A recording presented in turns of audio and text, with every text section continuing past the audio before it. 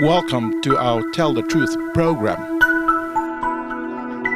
The entering of the children of Israel into Canaan after 40 years in the wilderness. The night they left Egypt, the scripture says, they had put the blood on the doorposts. That was the final night. It was the 14th of the first month. According to the Hebrew calendar, it was the month of Abib. So, after putting the blood on the doorpost, the Passover night, it was called the Passover night, the angel came and passed through those doors that had the blood. That was pointing to Jesus Christ, his coming and his death at Calvary. Now imagine, that was about 1500 years ago in Egypt. 1500 years later, Christ came and he died on the 14th of the month of Abib on Calvary. Prophecy fulfilled exactly.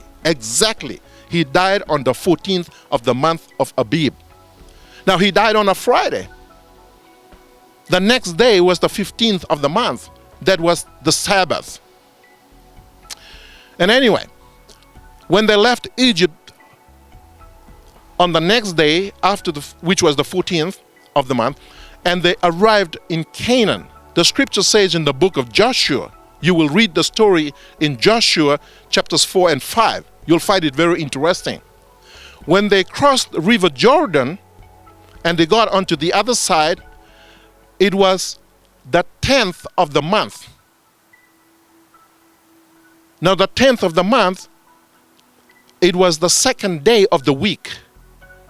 Now I'm talking about two things in here. I'm talking about the month and the week. So they arrived on the 10th of the month, the first month, the month of Abib. It was the second day of the week. Now God told them to celebrate the Passover in Canaan. So the first Passover they celebrated was the 14th of the month.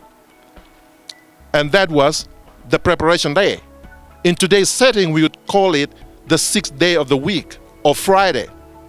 Now the 15th of the month, it was the Sabbath. Now, and God said to Joshua, they were to compass Jericho for 7 days. On the first 6 days, they were to go around Jericho, the city Jericho, only once and come back. Now they were based in the little town called Gilgal. Now when they came out of River Jordan, Gilgal, the Ark of the Covenant rested in there. It was the Ark of the Covenant that was standing on River Jordan and parted the waters. And so the Ark of the Covenant rested in Gilgal, the little town. Now for 7 days, they were to walk the Ark of the Covenant, which is the 10 Commandments, around city Jericho. Because this city, the people in there, they believe in the moon god. It's called Ashtaroth. And so it's a contrast between the God of heaven and this false god. And so the Ark of the Covenant is the character of God, and they were to take around the city. Now they walked around the first day, the second day, and the third, the fourth, the fifth, and the sixth. They came back to Gilgal. The Ark of the Covenant rested in there. Now the next day was the 7th day of the week.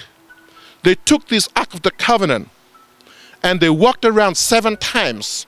And with the priests with 7 trumpets in the front, at the end of the 7 times of the campus of the city, they blew the trumpets. And they shouted, and the city Jericho collapsed. The question is, could one of the days, the 7 days, be a Sabbath? Of course it is. One of the days is the Sabbath, because the weekly cycle is of 7 days. So one of the days has to be the Sabbath. Now the next question is it possible that the day that they walked around 7 times is the Sabbath? Definitely. It has to be the Sabbath. So the question that is in the mind of many people, they said, well, how can God break his Sabbath? Listen, friends, I want us to listen carefully to this. In the book 1 Samuel chapter 15 and chapter 16, God tells King Saul to go and destroy all the Amalekites, to kill everyone, including infants and babies and animals. And so King Saul went. Now that was God who told him.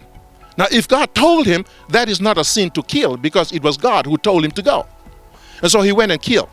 Now the sin that King Saul committed was this: he did not kill everyone. That was the sin against God. When God told him to kill, he never killed. That was the sin against God. He saved King Agag and some of the animals, and he brought back. And so Samuel, the prophet Samuel, confronted him, and he says, obedience is better than sacrifice. Now, when God tells us to do something, then we ought to obey him. And so when God tells Joshua, take the Ark of the Covenant, his presence, and go around Jericho, circle the city. And if he did say to take it on the Sabbath, my friends, that is not breaking the Sabbath. Obedience to God is better than sacrifice. If God told us to do it, we ought to do it, friends. And so Joshua was obedient to God. And so by faith, he took the army and circled the city.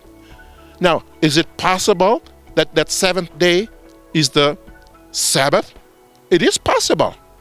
If one of the days were the Sabbath, why is it not possible that on the seventh day, with the 7 trumpets, with the 7 priests, everything was in 7 to magnify, to honor God, that the Sabbath is the 7th day of the week, and we are to worship God who made heaven and earth. You see the contrast between the living God and the God of the moon, between these two nations. The children of Israel were walking outside. Their God can bring down those walls. Oh, my friends, there's so much truth in the scriptures. And I plead with you, it is better to obey than to sacrifice. May God bless you. Tell the truth.